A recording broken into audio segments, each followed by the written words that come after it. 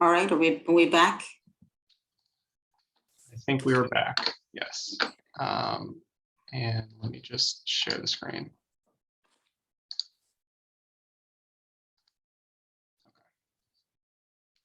Okay. Let's just give it a couple more minutes. I see that we've got 27 people on and we're at about 35, 40. So let's just wait another 2 minutes. Sure thing.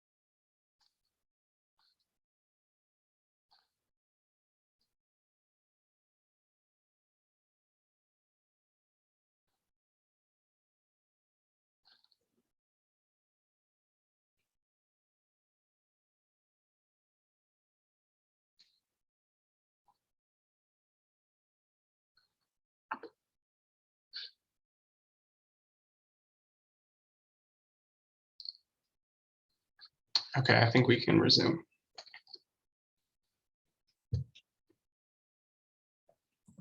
Okay, so some of the innovative things, our program, like I said, we were conservation buyers. We'd buy properties. If you had clear marketable title and our divisions of Parks and Forestry and Fish and Wildlife were interested, we bought it.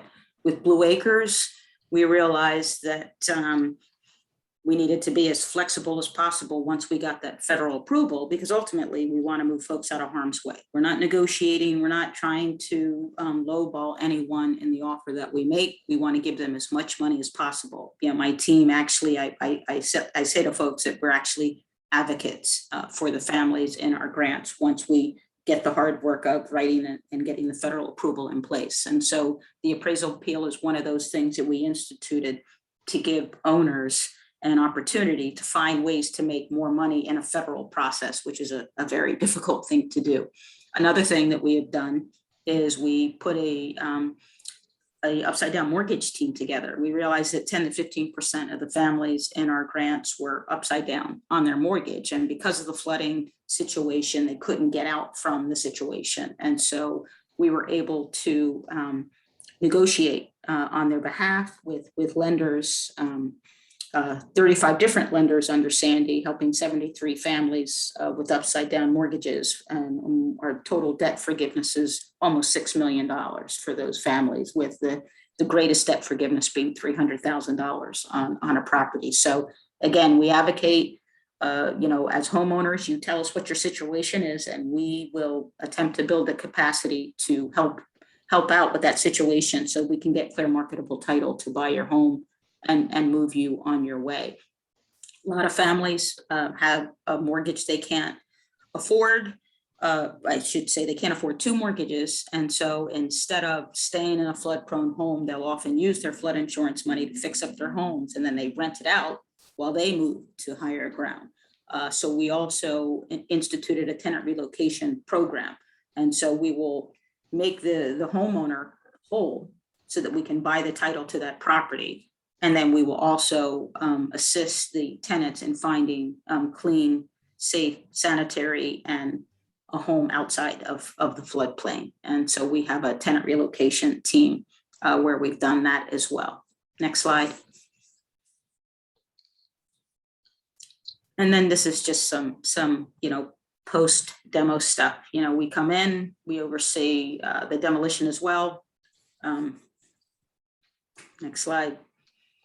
The more homes that we can get out, like I said, we can look at nature-based, flood mitigation types of projects to put in place that will enhance the beauty of the neighborhood.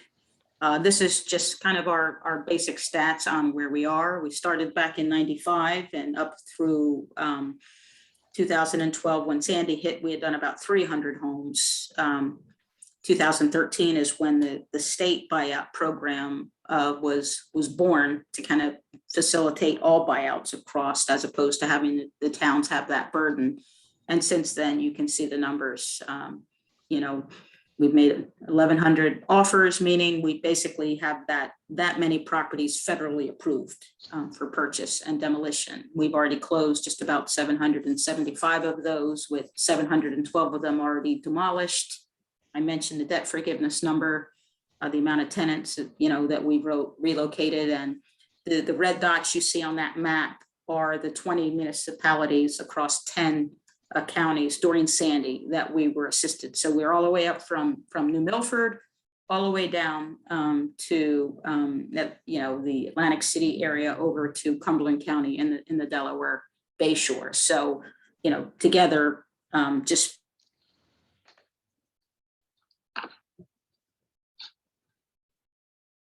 Did you freeze up?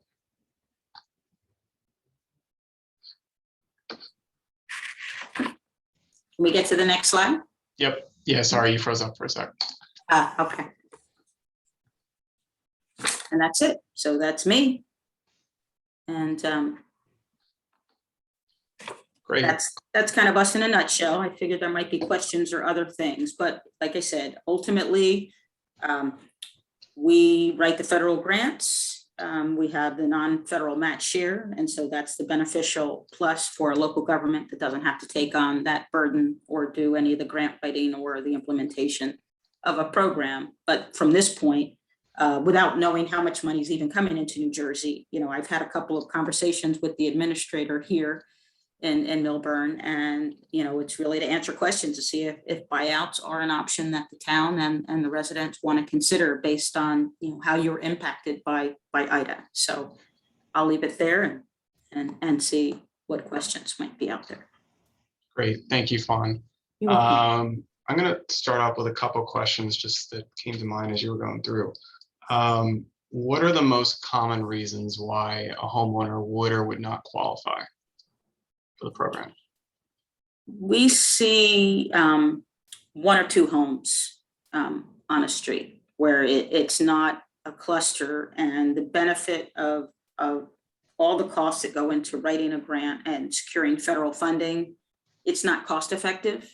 And so for us, that would probably be the biggest answer, or just running out of federal money. Our job is to kind of triage the most impacted by a storm. So the administration, all the science, the storm surge maps, and a whole host of other things are going to be brought forth once we know how much money is coming into New Jersey, to kind of look across to see where the best use of that money should be spent. So sometimes it's just a matter of we're not getting enough money in from the federal government, and so we do need to be strategic and make sure that we're doing good flood storage projects. Basically, that's what they become. We want to go in to the most impacted communities and offer our services. But again, those people need to know that they're ready to go and that they've had enough. So they're likely to have lots of insurance claims, flood insurance claims that they put in and that kind of stuff. So the only reason we would say no is if it didn't meet the benefit cost analysis for FEMA to actually secure the grant,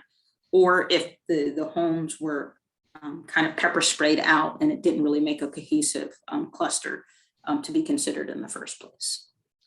And in determining a cluster, is it based on the amount of adjacent properties, or does it take into account the total acreage of the area that's being looked at? Like, how do you determine a cluster?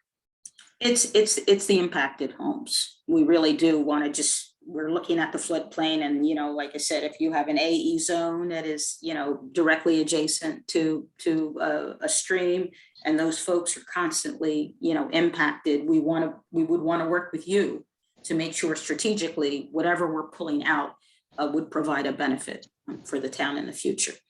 Gotcha.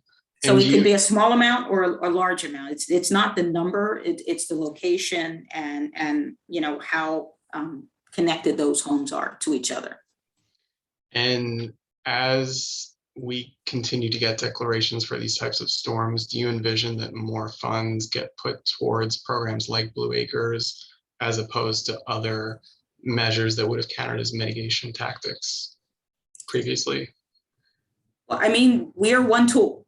So I think that strategically, if your town's master plan, and you've already built in your resiliency zoning and all of those other things, I mean, we're looking to you for guidance. Where these areas are. So we're not going to come in and make the suggestion that we know. I mean, we're going to map it. We're going to see the science and, in inundation levels and the storm surge information that's going to, kind of tell us we think we know where you're going to want us to help. But the reality is if you think that elevating the road or a new stormwater project or elevations are the way you want to go, that's the path that you choose. So, we are working hand in hand with the governing body to kind of look at what the best solutions are.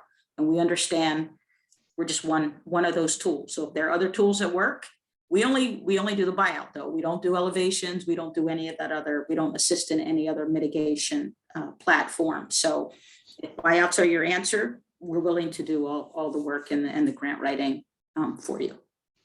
Great. And we've got a couple attendees that have their hands raised, so I'm just going to bring them on to ask questions. Okay.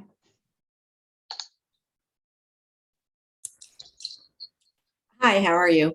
I'm good. Thanks for this presentation. So I just had a few questions. One of the requirements you seem to mention was that there's prior flood insurance claims. I think a lot, like myself and a lot of our neighbors, we're not in flood zones. So we were told that we don't need flood insurance. So none of us are basically covered for all the issues that are happening. So is that working against us that we don't have the past flood insurance claims? Is it going to basically work against us for this Blue Acres program? Not if the storm surge and the flood impact from Ida, the science is there. So we have, when we're collecting all that damage assessment information, I mean, the reality is that's what's starting to happen. We're moving outside of the AE and the X, and we're going into these areas where today flood insurance isn't required, but it doesn't mean that you're not being impacted by these horrific downpours that we've been getting of late. And this seems to be the new norm based on the science, the climate science that's out there. So we would look at your properties based on the damage that occurred. So there are other ways for us to write you into a grant. FEMA's priority, of course, is going to be get rid of all the properties that are putting claims in, so we don't have to worry about that anymore. But there are ways, and we have done it in the past, where did I dare say that? The benefit of having a presidential disaster declaration is it's not a competitive grant. In a competitive grant, FEMA wants almost all severe repetitive loss claimed properties because that is the mission, to get those properties off the insurance rolls.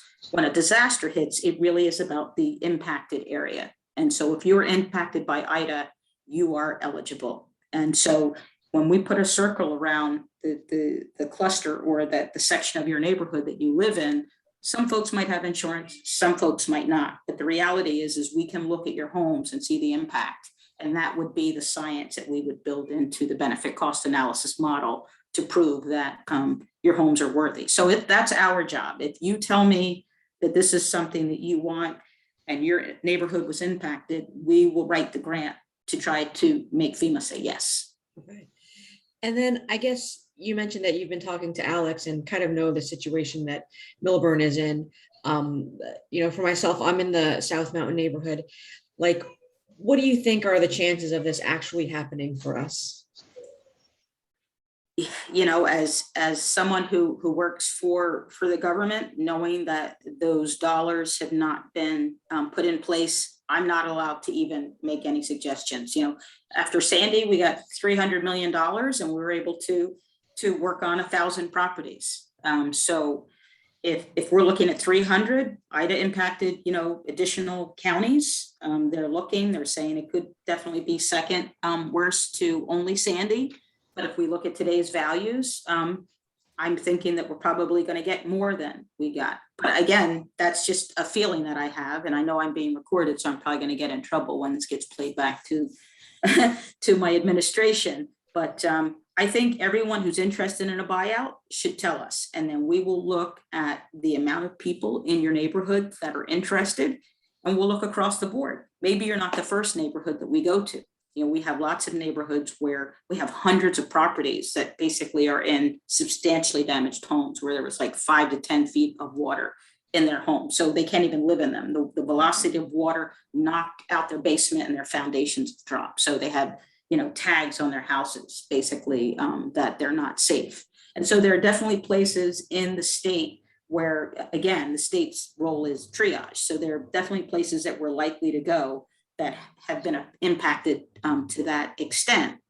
But, you know, 1,000 properties, honestly, we're going into neighborhoods that are ready. You know, Kimberly, and that is the most important part of this. It's the impacted, and then it's the people that are recognizing the repetitive nature of these floods. Yeah. And they're ready to go out. And so it's a little bit of both. It's definitely the triage of the most impacted, and then it's the communities that are ready. And it's got to be a combination of both of those things so that you guys don't have to wait till the next flood or disaster to be, you know, to be assisted. So we're going to look at everything. I've got Millburn on my list. And then again, it comes down to interested residents that fill out applications. Once the money comes in, I present that entire list to the administration and to our state OEM. And then we start working on how much money there is and how many different communities we think might make the benefit cost analysis. And then my team rolls up their sleeves and gets to work to write those grants to see how many communities we can get out of. I got one last question. I'm sorry. So I've sent in my application. Okay. And I believe a lot of my neighbors are also interested in this. Beyond sending in the application, what else should we do to keep this moving? Because we're all, you know, investing a lot of money to rebuild right now. And, you know, like I said, we don't have insurance to cover it. And, you know, if we knew that there was interest, you know, maybe we would, you know, not pick, do things that are more costly and just do the bare bones so we could just have somewhere to live for now. Yeah, and that is, and that's the part that I can't give you any guidance on. I mean, I think that you need to do what is best for your family because there is no known. I know that, again, because Alex has reached out and there's been an interest from the municipal level and at the residential level, we will push to put you in queue based on the amount of money that comes in. But without that FEMA lock-in amount on the disaster assessment across the country, and then that, you know, how they divvy it up for the states, I have no idea, what Congress is going to put on the streets for the states to mitigate this disaster. So I would say, do whatever it is you feel you need to do to make your home safe and to keep your family safe. And the first possible chance that I know we're doing something, I will be reaching out to your administration and probably wanting to do a similar type of information meeting like this to say, okay, we need all the applications in, because once we start doing the analysis, the door shuts because it's one property at a time. And that benefit cost analysis varies with every property that you add. And so if we do and can move forward, we will give the town a cutoff to assist with getting applications into us so that we can start writing that grant. I've heard different things that I almost don't want to say. They do a 6-month lock-in at the federal government on damage assessment. I know they're still collecting that information across our state, and so it could be a few months before we even know what's going to happen and whether or not funding is coming into Blue Acres. Thank I you. wish I had more information for you, but unfortunately, I told Alex, I wanted to share information so you understood who we are and what we can do, but it is definitely too early for that federal dollar amount to be put into place yet. Okay, thank you. You're welcome. Best of luck. Thanks. I'm gonna bring the next person on.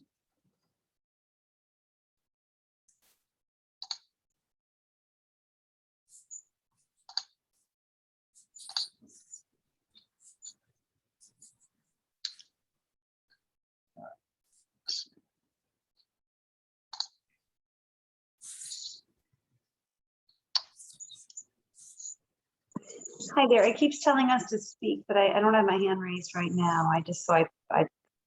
I pushed unmute, but I don't know why it's asking us. This is Sabat and Fred. I have many questions, but too many to even ask right now. I just thank you for your time, but I don't know why it's asking me to unmute. I don't think I have my hand raised, and if I do, I'm sorry. That's okay. We can hear you if you want, if there's anything you want to say. Well, I'm just sort of asking, really, I mean, there are too many questions for me to ask right now, and I really appreciate you giving us this idea and the background of what your organization does. I feel like I had a lot of the same questions that Kim had. I also, I feel a bit discouraged at the timeline. It seems a bit farther out because I know some of our neighbors have already moved forward with the rebuild. We're sort of on hold until we heard more from you, and we certainly appreciate everything that could possibly come. It's really hard to make a decision as to what to do because we have no idea what determines a cluster and who else is going to be on board with this, especially if it is even 6 months before we even put in the whether our application's in or not. I think you mentioned, Fawn, that it could be 6 months before you even go in to ask for the money to start to do this. So clearly we're going to be in this through the end of the year and then some. So it's just I'm just trying to wrap my head around all of it right now. And I didn't really have a question, but it just kept saying unmute. The host is asking you to speak. So I thought, well, okay. My husband may want to ask something, but he's laughing at me. I'm not too good when you put me on the spot to start talking, but my husband, Fred, may want to ask something also. Thank you for everything, by the way. Of course. And, I'm equally as frustrated, knowing what I know and doing what I do. It hurts to see families have to make a decision, start with a rebuild, and then months later say, oh, you could be eligible for this when you've already spent all that time and energy. And then a buyout comes in. So either way, it seems like we're wasting a tremendous amount of money to have you rebuild a home that we're only going to buy and knock down. And so, I have asked and I've shouted from the rooftops that there has to be a quicker, earlier buyout process after a disaster situation that allows folks not to be kind of stuck in this area like you and your neighbors are, waiting for Congress to determine how much money is coming in. And so I'm actually asking for it now. It just doesn't exist now. But I think, if you want more information, it would have to come at a higher level, reaching out to the governor's office, reaching out to your legislators, asking them if there's anything that they know or any way to get this money to us sooner. I'm kind of waiting as a program director to be, given that call that it's time to see how much money is coming into our program. But until then, I'm kind of in the same boat you are. Well, I apologize, not in the same boat, but I understand. knowing that I want to help as many people as possible, as quickly as possible, and my hands are tied. So I listen to these stories, every day, and it hurts. It hurts that you guys are in this situation and you would possibly make a buyout decision much sooner if it actually came sooner. So I hear what you're No. saying. Yeah, and I mean, gosh, I mean, it's really, we all, I'm sure I speak for all of us, we appreciate what you do every day to help us. I think it would be easier. I feel like, well, for my family and for all of my neighbors in the surrounding houses, we all have young children. So that's why it seems hard, like the wait is hard. I think if it were just for us grown-ups, we might be okay and able to, Sure. wait it out. But it's just, with the young children and with school and our particular neighborhood, I'm in the same neighborhood as Kim in South Mountain. I think probably most of all of us on this meeting are, or maybe not all of us, but our school is a very sweet, small school. And we could all walk to school. I mean, before this, we didn't actually, my family, I didn't, because I was always running late because we had cars, but now we don't have cars. So now we walk to school, and thank goodness we can, because it's a very quiet, it's a beautiful little neighborhood that we live in. So it's just hard. And I guess I'll stop now, but I thank you for doing what you do. And my husband may want to say something. Thank you, Fawn. You're welcome. Thank you, Fawn. My name is Fred, and I'm Saba's husband. And I would just say that, my wife is right. We all love this neighborhood. And we love, the fact that our children can walk to school and they can all be near each other. And that's a very unique thing in our township. I would say that, I know that we're going to be able to manage this. But my concern is for who comes after us. And my wife is, said, I don't want any other family to have to deal with this. I will never sell this house to another family. We don't want anybody else to go through this, Thank you for that. Thank you. People have told us, like there'll be willing buyers, but we don't want that. We don't want anybody else to have their child lose their toys, all their toys, like everything, we just don't want that. So it sounds silly, but no, it's just, I wish I knew what other people seem to have known about my home that I found out later after I bought it. I never knew this could happen. And I said to my husband, I could never do this to a family. I would never, ever do this. I would rather lose everything and start from scratch than sell this to another family. So I am totally on board for your program. I don't know if everybody else is or not, but I could never close my eyes knowing that I just couldn't sell this house to somebody, because I know it's happened. I know it's happened before. Yeah. And it seems because of the climate change, because of everything going on. I don't know the science that, I don't know the end, but I do know that, when you look at how many times it's happened over the last, 22 years or so, I'm not even sure. Yeah. I just feel like, of course it's going to happen again. So like Fred said, I keep telling him, I don't care what we have to do. I will never sell this house to somebody. And I don't see myself ever living here again. I mean, living here while we figure out what we're going to do, we can do. And fortunately, our family, I think, like Fred said, we're able to manage this. But we halted the decisions and, as to what we're going to do going forward, because we wanted to hear what this program offers. And it sounds, so many things sound promising, but it does seem longer than we all wish. So let's just hope for the best and hope that, everything works out as it should. And again, thank you for what you do to advocate for all of us. Thank you. You're welcome. And thank you. I was in a town last week. I actually went to the community, and probably like 100 different families in there asking questions. And there were so many first-time home buyers in that community. I talked to families that are living out of their cars because they just put everything into a brand new home they just bought a month ago, 3 months ago, 6 months ago, 9 months ago. And people are, there is no disclosure of floods in New Jersey yet. We have informed the governor's office, and hopefully there will be some change in the near future. But people are painting over their homes and putting for sale signs out, and people are moving into these areas, and then another family is devastated. So I applaud you for not wanting to put another family through what you went through. Thank you. I didn't realize when you said there's no flood disclosure. I just thought that was, I thought that was something, an error on my realtor's part, or on, whatever was, whatever records they had at the town hall or something. That's what I thought.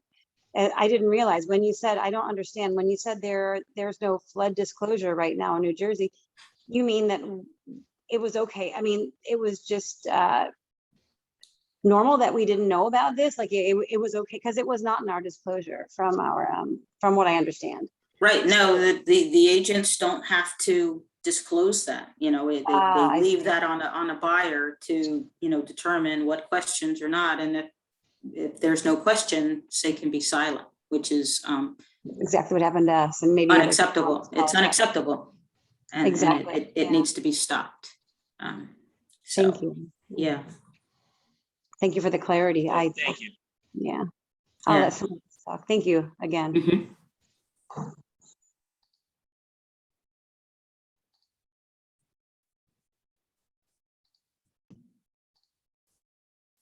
Good evening, Ms. McGee.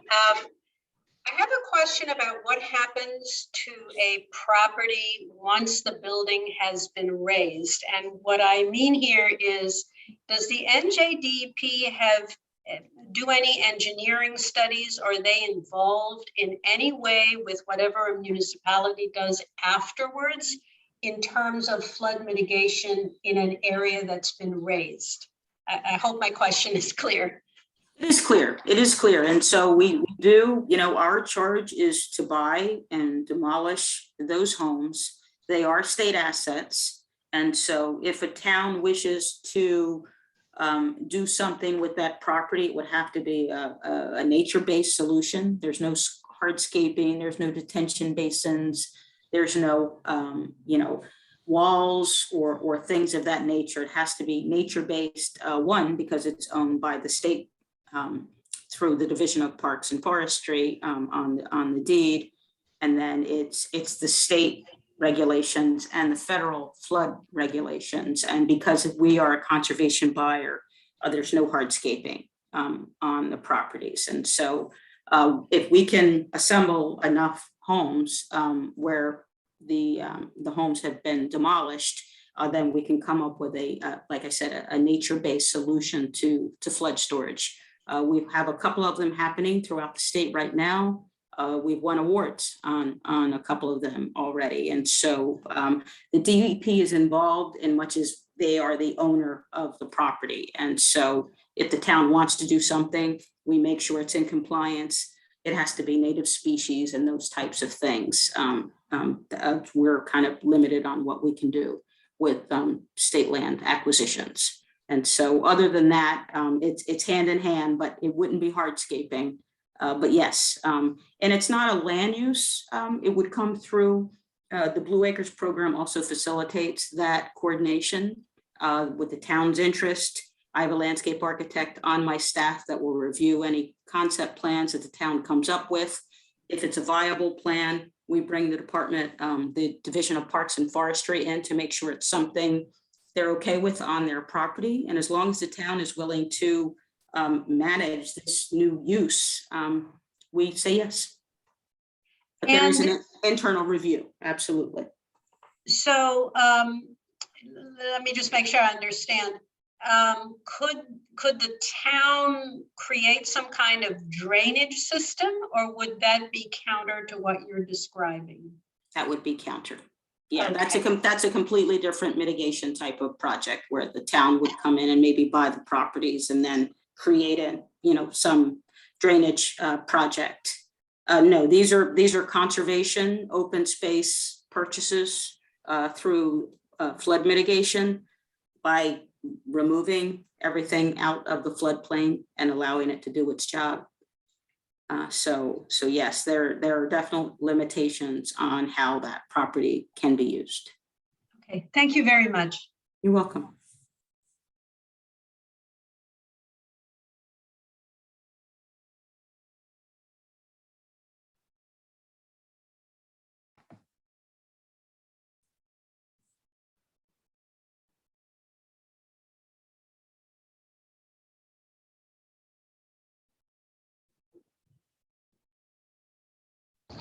Hi, Kathleen, are you on? Yes, I am. Thank you. Good evening. I'm actually the mayor of Cranford, and Oh, yes. hello. So first of all, my thanks to the folks in Millburn who allowed me to sit in on this presentation. Incredibly helpful. Imagine we've got much of the same issues.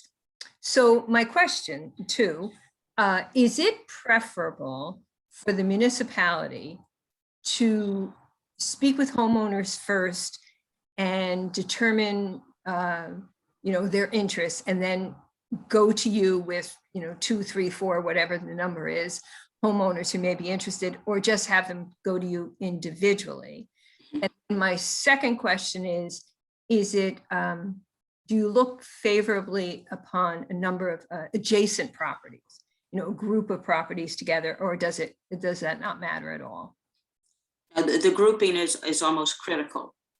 We don't want to do a house on this corner and a house on another street and a house, 2 streets over. We're looking for contiguous housing so that once we remove those structures, we're actually providing flood storage. I've done it a lot of different ways, and it kind of depends on the impacted area. In some towns, the number is so great that it makes sense that the town is aware. Some towns are going house by house and they're doing with their code officials, to determine substantially damaged or other, what other things are needed in permits for families to be able to start to rebuild. And so through that process, I'm learning that there are certain homes that cannot be rehabbed. They have to be demolished or elevated because they're substantially damaged. And so some towns are going down and they're putting that list together, talking to the families, and then they're telling, I have some towns that are putting our applications on their website, and people are going to the website in the town, filling it out, and then they're dropping it off at the township. So the township is aware. Some are looking at a flood map and they're like, this is the AE zone that's been impacted. And so we're looking at all these houses, and then they're doing an outreach and collecting that stuff. But, blue is part of green, and we've been around for 60 years. So a lot of people know they can go on our website, get an application and complete it. So either way, if the application comes in directly to us, we will inform you by letter that we received that application. If you want to collect them, so what you support and what you'd like to see us do as far as a buyout program, then you can absolutely direct that. I see us as partners in this. So it really is whatever happens, regardless. Some folks are still going to send stuff directly to us. Some are going to go through you. So at the end of the day, we would put that list together to make sure we have the same properties. You're comfortable with where we're going. And then again, as far as eligibility, funding available, the triage of what's happened across the state, all those things would come into the play to determine, which communities that we're going into. But I can tell you, homes that are contiguous or absolutely in close proximity to the floodplain or in an AE zone are going to meet the highest level. Thank you very much. You're welcome. Thank you.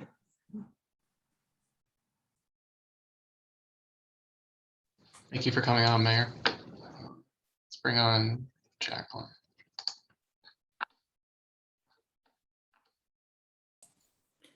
Hi, thank you, Ms. McGee, for coming and talking to us tonight. I know you've had a long day, long weeks. Yeah. So I live in a different neighborhood in Millburn, and my family's been here since 1946. And we've been able to navigate the floods, so we're kind of familiar with it. So my question is, the value of the homes in our neighborhood in Millburn have shot up dramatically in the last 10 to 15 years. And I've been offered as much as, 40% over the appraisal prices. And I'm just commenting on that because I imagine that probably is, a barrier to a program when you have people that live in a certain neighborhood and they, in my case, this is family wealth that has accumulated over decades. Mm-hmm. And I have children, one of high needs, and there are a lot of serious considerations. So I guess my question is a couple of things. Have a couple of questions, but they're kind of related. So, how does that work when you have a neighborhood that is, situated that way? And then the other questions are, do most of the people that go through this program, do they buy a home in the same town? Because then to buy a home in Milburn, if you didn't get enough money, you're kind of screwed. And the school system is a huge part of why we moved back here. And then the other question is the eminent domain question. So I was on a meeting with Sean Latourette earlier this evening, and he said that's not even a conversation yet. So I guess the timing for that, but I'm just wondering if you're hearing any kind of conversation or, just murmurs about that kind of direction. As far as eminent domain, absolutely not. The Army Corps does that. We do not do that. So our state program, the statutes associated with our state-run program don't allow for eminent domain without going to the legislature first. And so we're 60 years, we're not doing eminent domain. And then so the state funding is voluntary, and then the federal government requires voluntary participation. And so that is 100% against a taking. And we're advocates. If you want our help, we want to be here. If you decide after we make an offer to you that the value is not enough, then you say, I'm not interested. And we say, best of luck. And then we go on to the next family that needs our help. So this isn't, again, we truly are a program that advocates on your behalf as long as this is what you want. And that's why it's so important to know what you want, what your neighbors want, what the town supports, because if it's not what you want and there are other measures of mitigation that they want to apply here, then again, it's an all play. It's the residents, it's the governing body, and it's the state, doing whatever we can to assist if this is the choice you want to make. As far as values, Ida happened September 1st, 3rd, somewhere in there, right? So Yep. we would look at, say, August 30th as a date of value. So when we appraised your property, it would be comparable to what was happening August 31st, 2021. And so the values that you have recognized that were climbing over the last 10 years there, your home is going to get the benefit of that date of value. We're not going to go back 10 years or here or there. We're going to go back to the day before that storm event happened. And that's what we call our pre-storm value, or the valuation date. It's the day before the storm happened.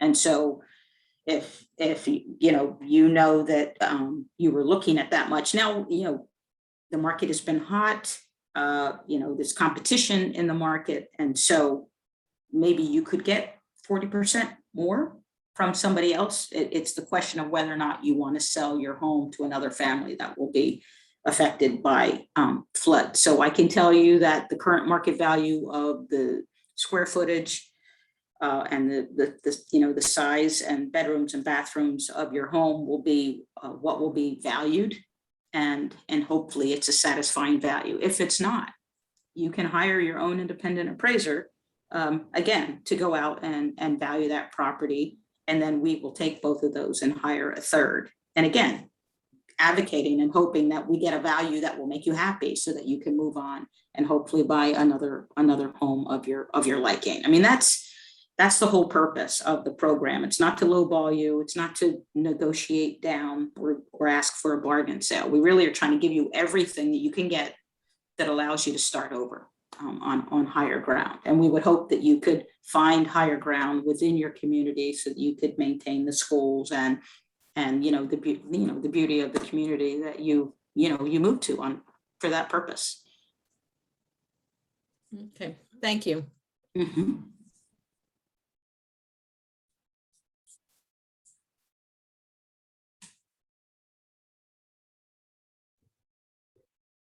Hello.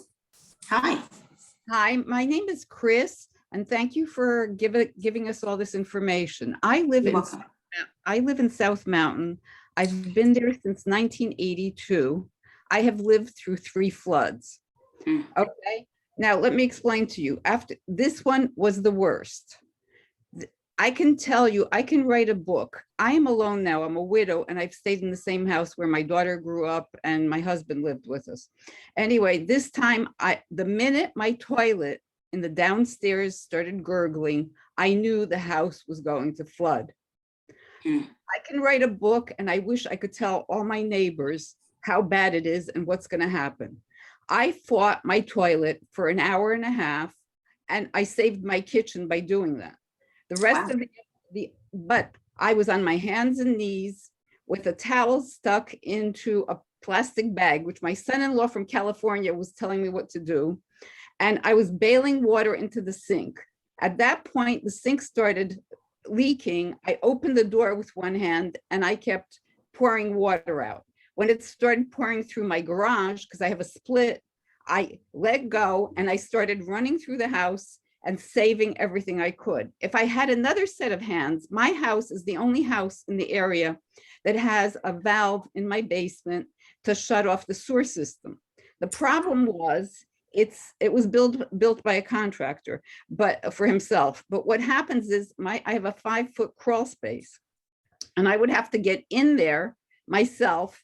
And that has not been touched since Hurricane Irene. I was not sure it was not frozen shut or I wouldn't get flooded in. So I didn't leave. Second of all, I couldn't save my car. The police department was saying, take it to Trader Joe's.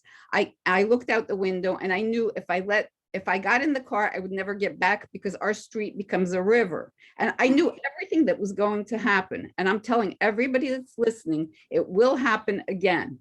And the only thing, if the town doesn't do anything, the only thing we can do is have meetings and try to somehow do something with our homes. But I was lulled into a sense of security. The only reason I stayed after Irene is because the town said they fixed the sewer systems, they enlarged them, they dredged the Rawway River, and they built a 5-foot wall that runs behind the houses across the street from me. And I thought 2 hours before this happened, my daughter called from California and says, you're going to be okay because the town did all this. Well, I was not okay. And I don't trust the town anymore. And what good is a home now if it keeps flooding every 10 or 15 years? It's, when you go to resell it, you're really selling garbage to people, no matter how many times because you don't fully rebuild it from ground up. So I think we really need this help. So I hope you can do something for us, because like Sabah said to you, you don't want to sell this to people that are going to experience the same thing. Now, my question is, at what point are we locked in once we sell? What if we decide to sell the home before this goes through? Or, how long do we have? Like, once you tell us you don't know how long it's going to take for this to go through, right? Right. All right. So we're stuck there, and we can flood again next summer. And it always happens at the same time. It's always around my birthday in September. So I know that as a fact, every time, all 3 times. So Again, I think that as you and your neighbors are putting applications in, I'm communicating with the governing body of the town. We'll be able to see if there's a viable project. And then, like I said, once we get from Congress how much money is coming into New Jersey for buyouts, we'll be able to determine how many communities across the impacted counties that we can help. But you're saying if certain homes in our area only, even though some of us were totally worse devastated and some less devastated, but there were certain homes that just the basements flooded. So if they decide not to sell, that means you wouldn't consider us a cluster if they were like on the same street but randomly placed? It all depends. Without seeing your properties down on a map with the impacted storm surge layer, it's hard for me to say. What I have said to communities in the past is it doesn't hurt for everyone to submit an application. That provides us with the best potential to get federal approval. Once that federal approval is in place, it's one house at a time. Okay, If I did a grant for 50 properties and one house over here said yes, and then 10 houses down, the next one said yes, and everyone else said no, I would still have the federal approval for those 2 homes. And so the question is getting the biggest bang for the buck and putting as many houses into that application for approval and for cost effectiveness. And then it's one house at a time, one family at a time, and it's no longer contingent on the group.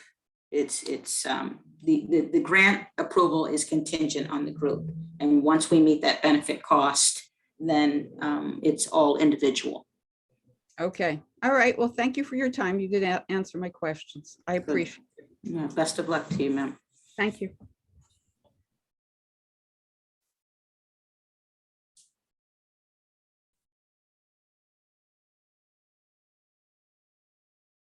I would read that book, by the way.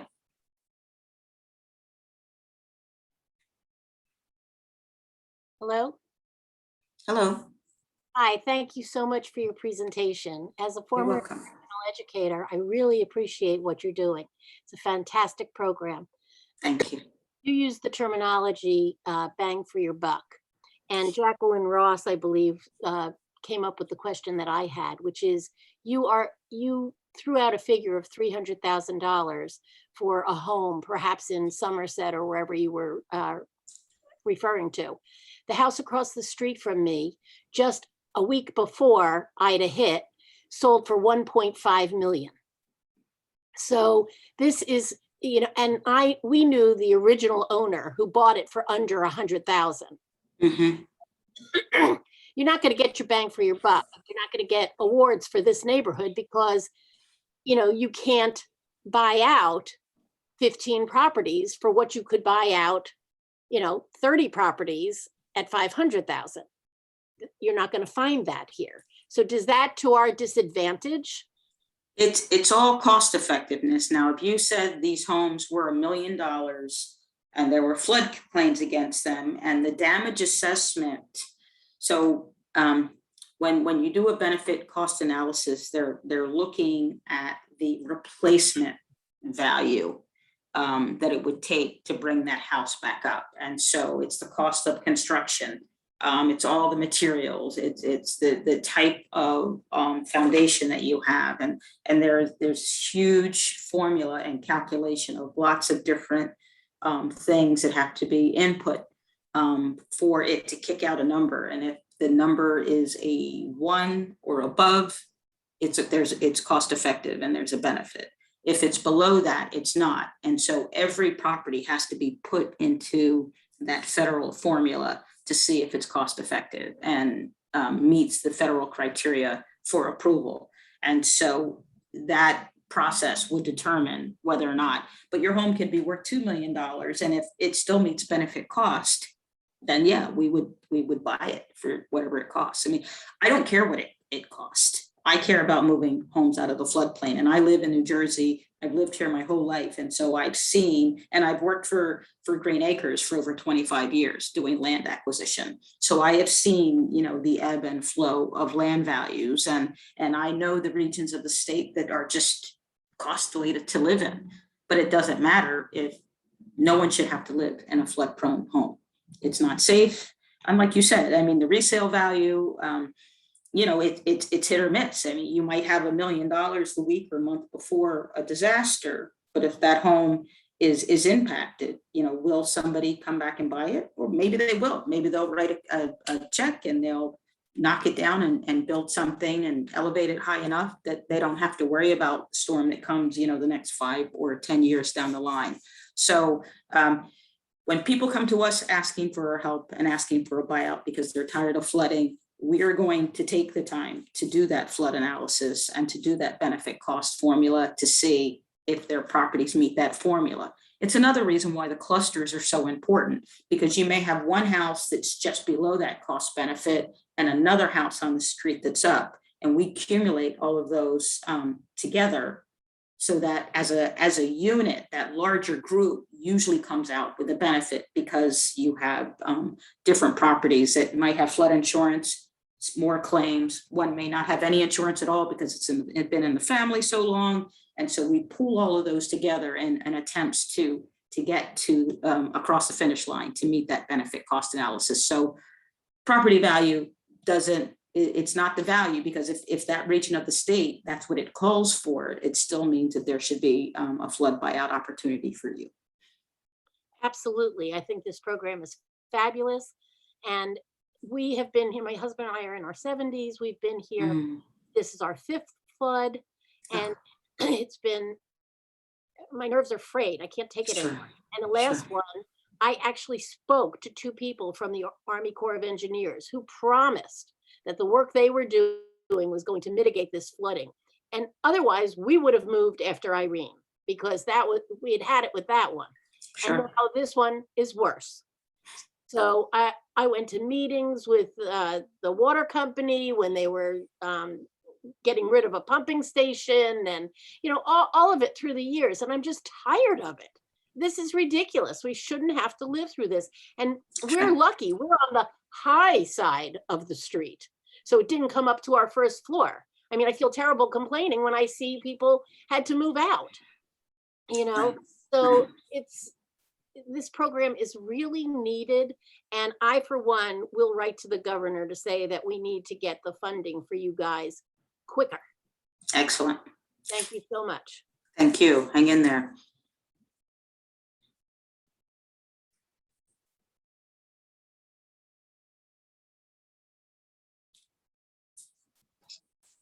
Oh, it came back to us. I don't think we raised our hand again, but it came back to us. This is Sabah again.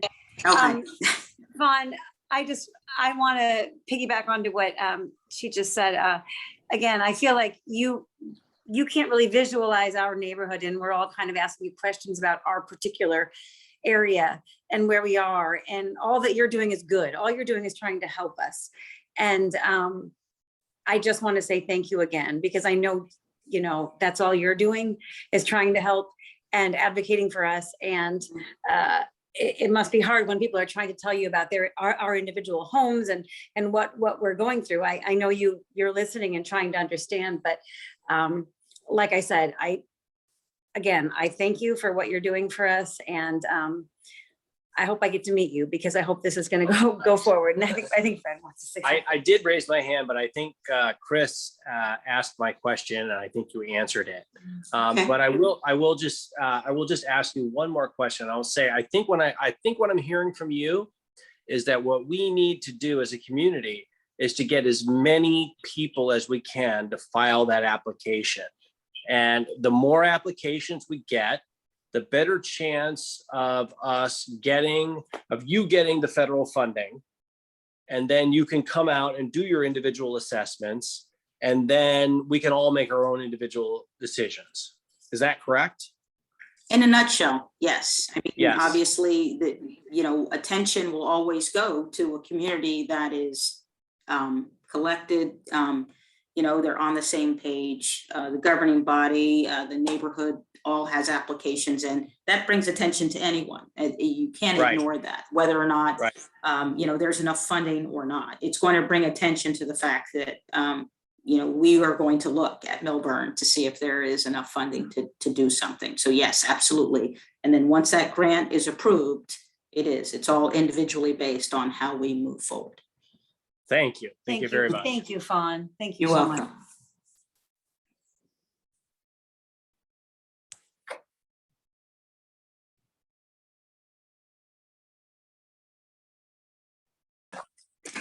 Hi, thank you so much, Bon, for your presentation. It really was helpful, and we can tell that you really, have the passion for this. So our family actually purchased the home from a family member who had been here for 47 years, and he too believed after Irene that all of the mitigation that whomever, put funding into it would prevent flooding like this happening again. And clearly that was not the case. We too were literally bailing water out of once our sump pump broke for a good hour.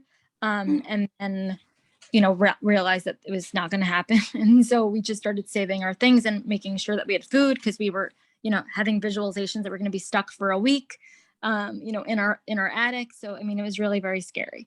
That said, I'm just curious, is there assistance for finding homes in the same area? Because I'm a little bit unclear as far as like how much you get for your home, and then like if like we are first time homeowners, and so then there might be some assistance with obtaining like another mortgage or something about your mortgage that I just wasn't clear about. So I'm just curious if there are programs that you're aware of that help people find homes in their community, and like if there's any kind of assistance, because again, people obviously fundamentally want the most for their home. And again, like people have said, that the cost of homes in this area, is pretty high. So I'm just curious if there's any funding. And my second question is, historically, how does funding for this program compare with the Army Corps of Engineer and their kind of mitigation? Because it was my understanding from conversations in the past few weeks that the Army Corps of Engineers, like once you get that cost benefit analysis, and then you can really mitigate tremendously. So I'm just curious if, since you've worked for a long time with your department, if you know that. And my last question is just, how is the science different? Because I'm assuming that you have access to the, high-end scientists, and the Army Corps of Engineers scientists that are looking at data from the 1970s or so, we're told. And you clearly are understanding that there's climate change happening and are aware of the issues that are happening now. Why is it so different of a cost benefit analysis from the Army Corps of Engineers? We're using New Jersey's climate science in moving forward. The FEMA model is to look backwards at older flood mapping. But as they move forward, and as we have worked with them and talked to them about ways to bring that program up, we are and can bring those things into the benefit cost analysis now. And it didn't used to be that way. Army Corps is they're looking at older flood maps still when they do their benefit cost analysis, and they have more money than I could dream of.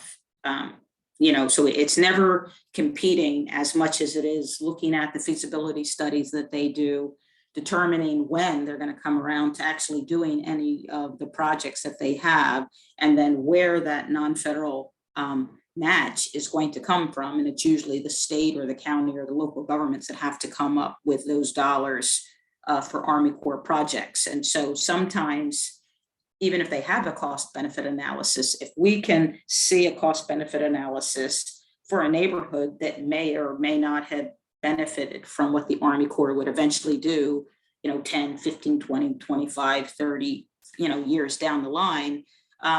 We had that situation in the past with Sandy, and we were able to show that there was an immediate need for the buyouts for the people that were interested in the harm that they were in. So we moved forward to them, and then it just, they had to change their benefit cost a little bit. But the reality is it's, I don't want to say it's a false sense of hope, because I don't want to pit one program against another. But the reality is it's the intensity of the rain that we're dealing with now. And so, a wall isn't necessarily going to stop all the water that we're going to witness anymore. We're getting these very intense inches of rain per hour, and there's just nowhere for it to go except up. And so a wall in that sense, in some situations, actually is more detrimental than, keeping some water out. It's also keeping some water in. And so if this is an area where we'd have competing benefit cost analysis, again, it's always going to come down to the people and the town and what they want for that region. And if it's buyouts you want, then we're going to sit at the table, with our, with my commissioner and with the Army Corps folks, and we're going to talk about the need to have a buyout happen, because that's what you want in the more immediate terms. And so we listen to you. We listen to what you guys say. We listen to what you want. And then that is what we go out to fight for. And so, I mean, they have more money than I'll ever have as a buyout program. And so I'm just looking at one neighborhood at a time for what you guys want. And if there's a way that we can help you, then we're gonna have all those conversations, regardless of the federal program, the state program, whoever it is we have to talk to. We're gonna hold those conversations so we can do what we need to do for you. Thank I know, you so I think much. you had a couple of I- other questions, though, right? Yeah, my last question was just as far as like assistance for finding homes and Oh, how yes. finance like worked for that and that kind of thing. Yeah, so I know that FEMA is in our state, usually in some of the county facilities. I know your local OEM would know where to direct you for any type of potential assistance programs that they may have when it comes to the buyout. And you say yes, and we go to contract, and then of course you need to move out so we could buy the home. If you can't find a home, I know after Sandy, there were a lot of agencies that were doing pro bono work or doing research or offered some kind of assistance for homeowners. And so we will, once the disaster funding comes in place, we will reach out to all of those. And we usually put a list of groups that offer all types of assistance of things that we can't do, maybe helping with rent, helping with moving expenses, helping with maybe a down payment, or you've got a tank that's spilled because we don't do cleanups. And so there's somebody that could potentially help with that. So legal fees, pro bono attorneys that are willing to help families that were impacted by the storms. And so we have a group that will analyze and figure out all the different entities that might be able to offer assistance for different reasons, based on the questions like this that you ask, or based on just the information that comes into the state on available groups and nonprofits that want to offer assistance to people. And we will provide all of that information to you as far as available services.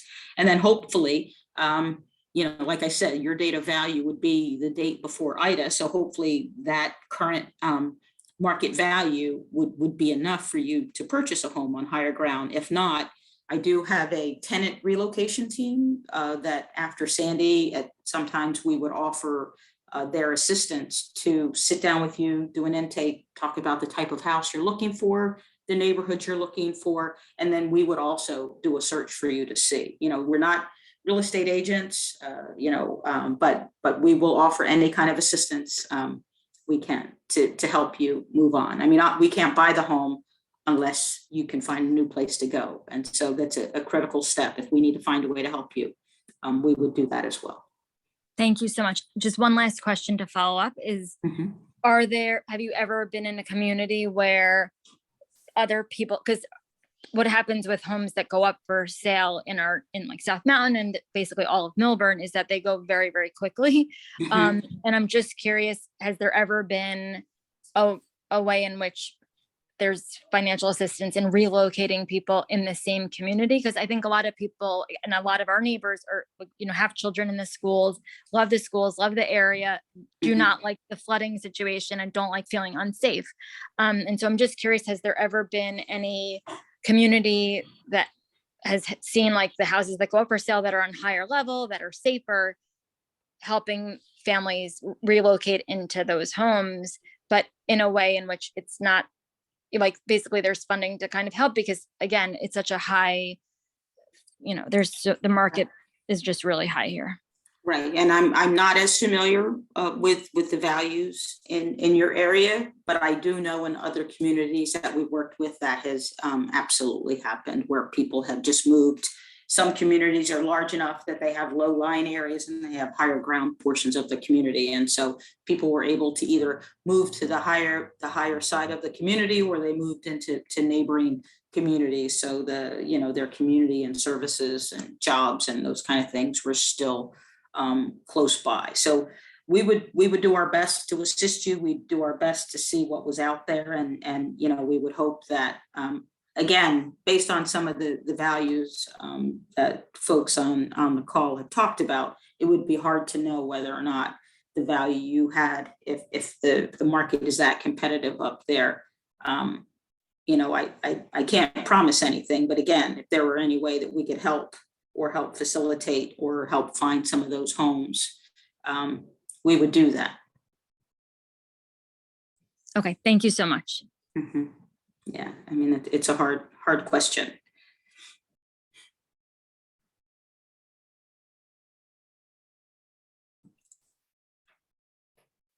Thanks for calling on me again. Just quickly, because I've been at this, for a long time. And I just remember there was an article that I read when I wasn't living here that said that Milburn had put in, all the mitigation efforts. They had funded it and they had spent the funding, but there was a whole other set of money that either, I think it was Essex County, was then supposed to kick in to add to the mitigation efforts, and that Essex County money at the time did not, that part of the project never was finalized.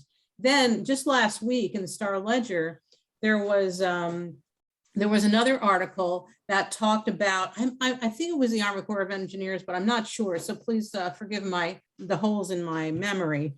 But it was saying how there is advanced technology that could have been put into place up in the reservoir in like South Mountain, upstream from us.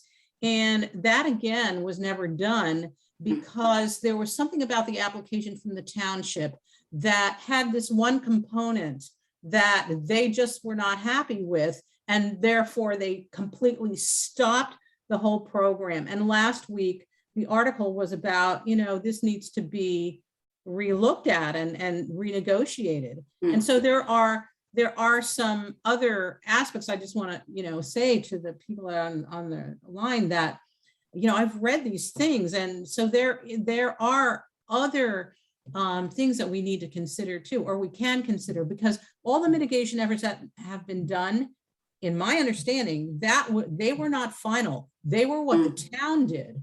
But there were other channels of funding that never came into play that were approached. And the second half of the projects never got done. Well, I'm not sure if the township wants to speak to that. I'm not, not aware of, or have no knowledge of that. But yeah, I mean, there should be multiple mitigation tools. I mean, it's not just one or none. It should be, honestly, all of the above that would work to make the differences that we need to, the changes we need to make. Thanks.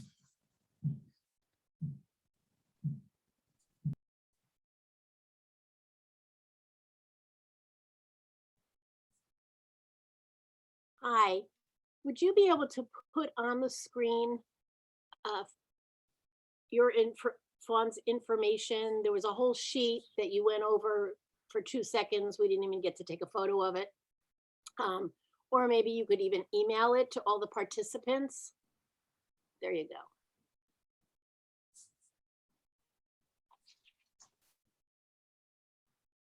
Yeah, so the application is on our website. If you don't have access to the internet, or you'd rather get something in the mail, you can call my office, my direct line, and my assistant will take your information and make sure that we get an application out to you in the mail, if that is your preference. Once you fill that application out, like I said, you could share it with the township. You could email it, scan it, send it by, through the mail to me, whatever your preference is. Either way, if it comes to me first, I'll share it with the governing body. If you send it to the governing body, they can collect them and then send me a package of them. Whatever way works, doesn't matter.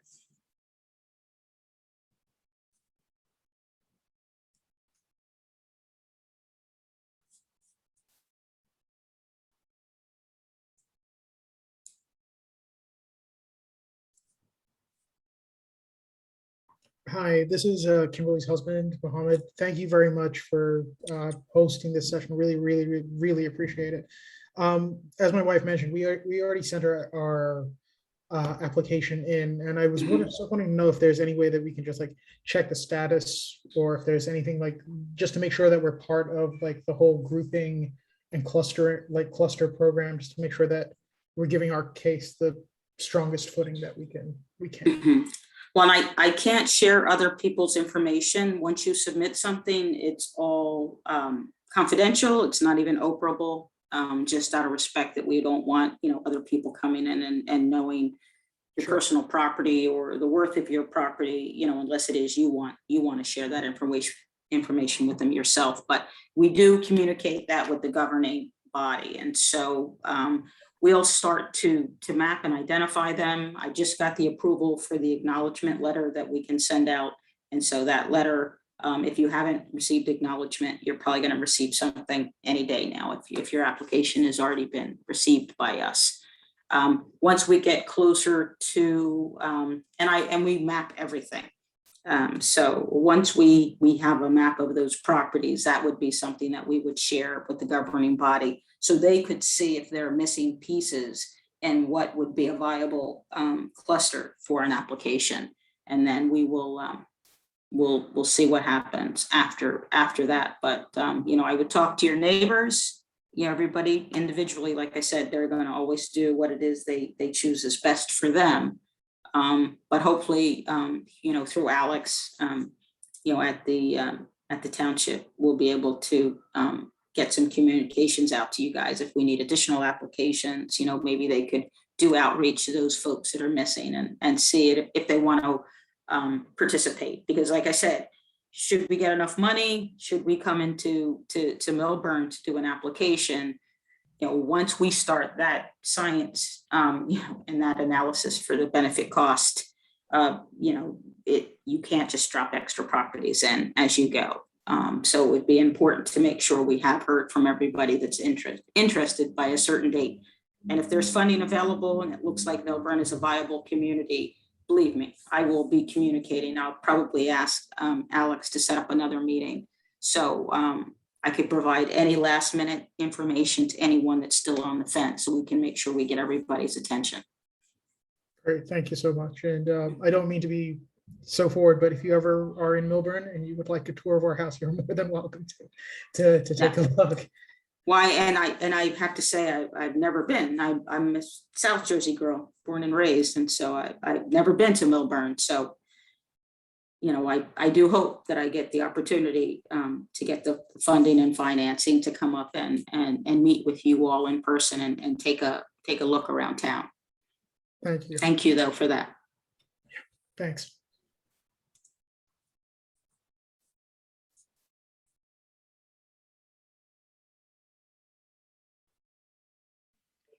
Hi, this is Diane Eglow. So I understand the importance of the cluster. What would happen if 2 or 3 houses on either side of a one lone island house, so to speak, was left? Would that, how would that affect the one house who might not be interested in this program and wants to stay in the neighborhood?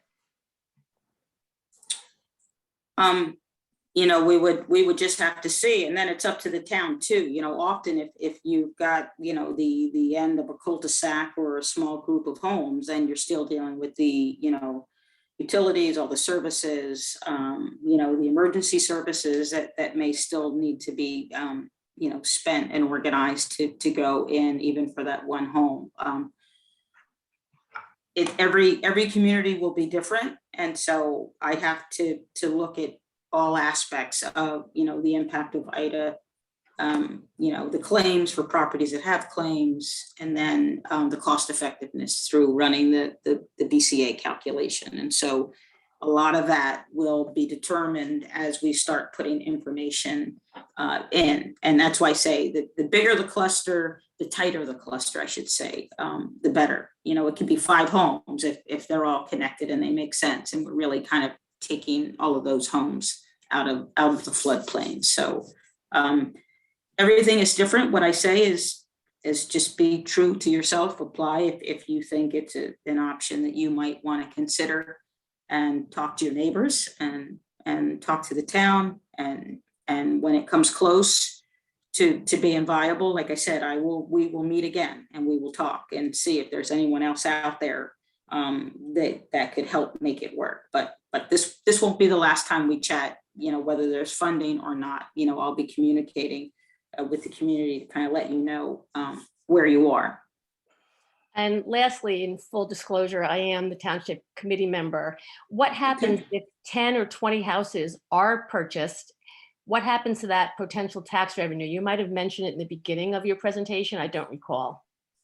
No, those properties, because they're state assets, we pay, say we buy properties in the first, second, third, and even the early part, of the last quarter. We're going to pay the difference in that calendar year. January 1st of the next year, those properties will be tax exempt. And so there is a loss of that rateable in the immediate sense. I mean, long-term, obviously, we're not dealing with, we're not dealing with emergency services. I'm not sure if you participate in the CRS program. And so there's a benefit for acquisitions and demolitions and a greater benefit to the community for flood insurance savings.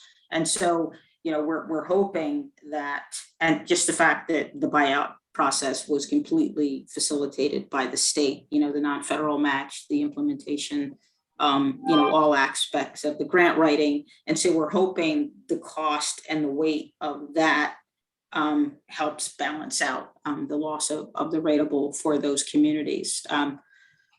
Until there are other avenues and things put in place to help offset the local government's loss of that rateable, we don't have anything else that we can offer other than getting those homes out of harm's way and hopefully preventing the township from having to pay to go in and save those people or assist, with the flood and the mud removal and those types of things. Okay, thank you. You're welcome.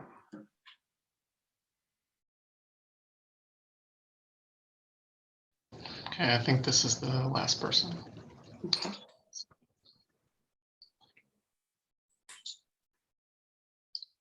Hello.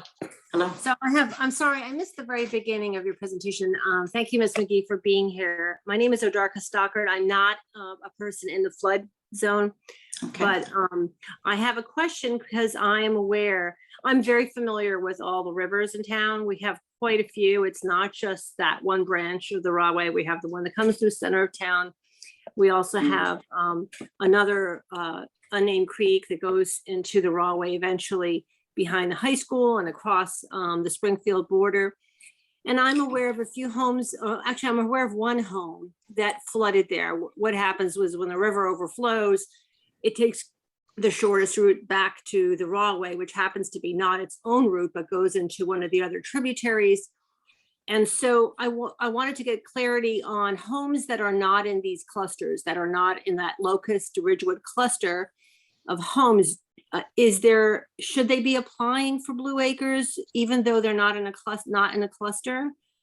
Everyone should apply that's interested in a buyout. We can't assess what we can do until we understand the universe of the people that even want to consider this as an option. So it's easier for them to say, this is something I might choose if it works, than for us not to know. There's go ahead. Yeah. There is some interesting open space back there. Well, and that is one of our criteria. So, you can be in a cluster, you can be close to open space, which would be in addition to that open space. So there are a lot of different criteria that allow us to look uniquely at where these impacted homes are and if we can bring them in. So technically we could do, if the funding came in, we could do an application for Millburn in its totality. And there could be 3 different pockets based on, where the flooding has occurred that would encompass the larger grant that we would write. So backing up to open space checks the box as far as potential eligibility. So yeah, I would say anyone first and foremost, consider this as something for yourself and your family or your friends. And if it is, then they should definitely apply. We need to understand the universe before we can even figure out how we can help. And then I had a question about talking about after your program is in place and you have some housing that you are buying and are becoming open space, basically returning the floodplain back to floodplain. You know, That's right. I think a lot of people in this town don't realize your house is in a floodplain, and really, no matter what, it's always at risk when it's in a floodplain. And short of elevating things like they do at the beach, you know, putting houses on stilts, Right. it's a floodplain. Unfortunately, our whole downtown's in a floodplain, so we have a challenging situation here. What I wanted to ask you was, when you do approve several homes or a bunch of homes or clusters of homes in the town, and there are some homes that don't qualify for some reason, do you have any advice on those kind of properties, or those things that, you know, how do other towns manage those kind of situations? Well, you know, we try different things. And so ultimately we will put all the properties in. And if there's one or two, you know, on occasion, we've had folks come in later after the grant's already in final approval, which takes 3 months. And it's like, well, we're not going to go through 3 months of grant writing for one property. And so I might just buy that with state funding. And so I've got a stable source of state funding that comes in every year from corporate business tax. It's not a lot, but allows me to leverage and to kind of fill some of the holes.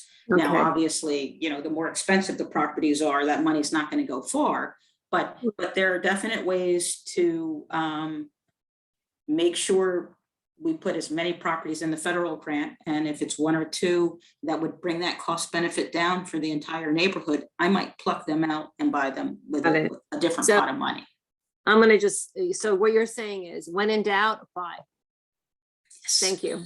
Thank you so much for your time. Oh, you're welcome. It's like we have one more person.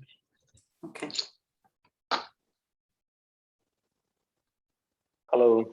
Hello. Hi. My name is Rakesh.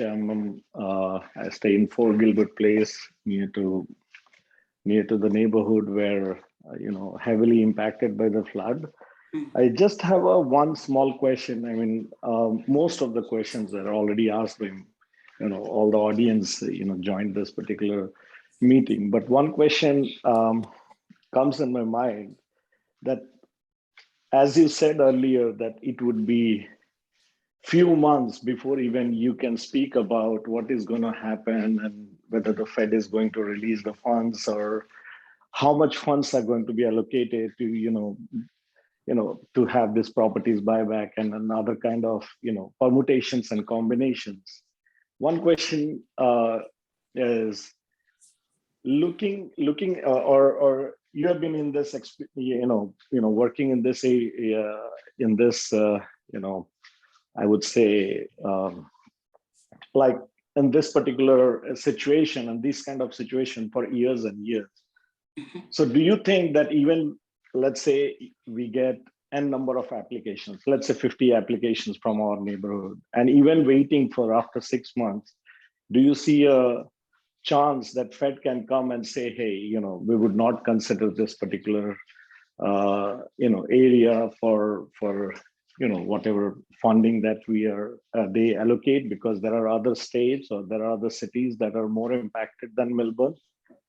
Well, I mean, that could be a possibility. Yeah. Yes, it could always be a possibility. I mean, the state, again, is kind of looking at the triage. So we're looking at it's a combination. Under Sandy, we did the worst impacted, and then we went to areas that weren't impacted by Sandy at all, but had been impacted by Irene, areas that we wanted to mitigate further, but we ran out of money. And so we said we're going to use a lot of the money right up front for Sandy impacted, but we wanted to also use a big chunk of it to help in areas where we're trying to be more proactive of getting folks out of the floodplain before the next disaster happens. And so it's a combination of how we would write things. And I've already been talking to my powers that be that looks like we would continue to want to do that type of model. Absolutely impacted triage first, and then hopefully enough money for us to be strategic in going after families that still need flood mitigation. So again, it's not a first come, first serve. We really are kind of looking at the science and the impacted homes. But if you get a nice cluster together, again, it's going to bring attention to the fact that, maybe they didn't give us enough money, but we'll raise our hand so that we can get more. And so there's always more money kind of floating around out there. We may end up getting HUD dollars in on top of the FEMA dollars. So there are always possibilities, and our state will always fight to bring as much money as possible in to the state to assist in every possible way to mitigate these situations. So I say put your application in, and we will definitely communicate with you. Like I said, talk to your town. Maybe your town, if they're reaching out to the administration or to legislators, they can find out what's going on and throw general information out on the township website to let you know that they're starting to make these determinations. I'll gladly come back and talk to you guys anytime you want, when there's new information that's out there. So the time now is just, if you're interested, whether you're fixing up your home, whether whether you're not sure if you would want to do this or not, put in an application. It's voluntary. There's no imminent threat. We will not take your property, because then we wouldn't be eligible for the federal funding that comes from the hazard mitigation program. And so even till the end, if we go all the way through the appraisal process and you decide that's not what you want, you can still say no. And then we just wish you all the best. And like I said, we move on to assisting the next family. So I'd say put an application in so we know you're interested in, and then we will be in touch as soon as we get new information. Yeah, thank you so much for answering this. I mean, the reason I asked this question is all about that.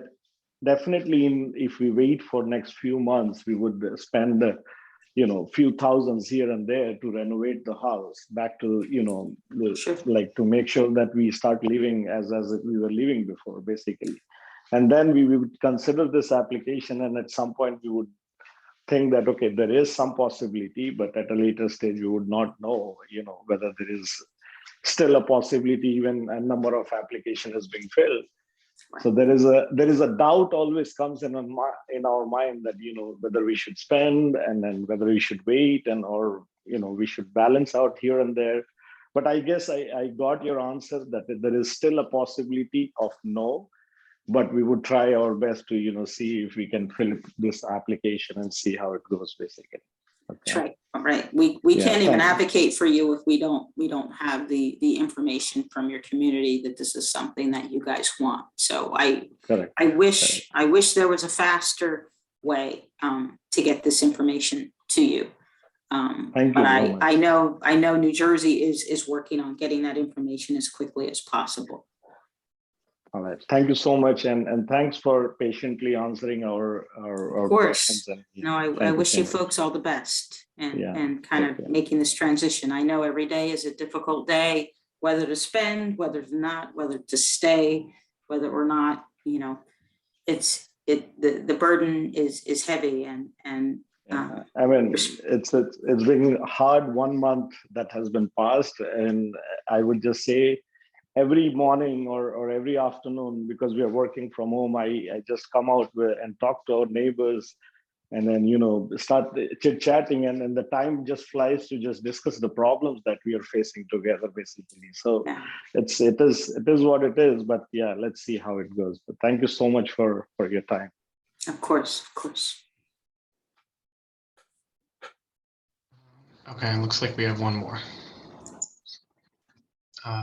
Oh, no, they lowered their hand. Last call. Is there anyone that hasn't asked a question that would like to ask one?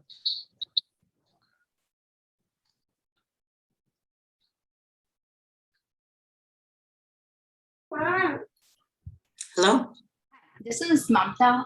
Thank you for all the information. This is really so helpful.